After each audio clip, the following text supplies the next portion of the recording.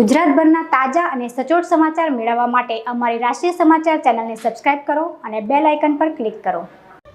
Morbi bridge દુર્ઘટના બાદ રાજ્યભરના બ્રિજની ચકાસણી કરવા સરકારે સૂચના આપી હતી, જે અંતર્ગત ક્રમશઃ શહેરના બ્રિજ રિપેર કરવાની કામગીરી હાથ ધરાઈ છે।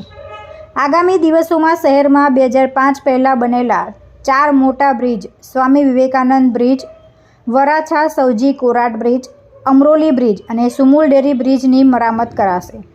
આ માટે વર્ડ ઓર્ડર આપી દેવામાં આવ્યા છે। આ કામગીરી 18 મહિનામાં પૂર્ણ કરવાની રહેશે। હજુ સુધી ઇજારદારે કામ શરૂ કર્યું નથી। દિલ્હીની સેમ બોન્ડ કન્સ્ટ્રક્શનને આ કામગીરી સોંપાઈ છે।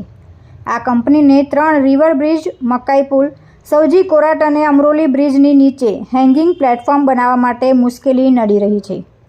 થોડા સમય અગાઉ ઇજારદારની ટીમે ઇન્સ્પેક્શન કરીને સાઇટનું નિરીક્ષણ કર્યું છે। હવે ટૂંક સમયમાં આગળની કામગીરી શરૂ કરાશે।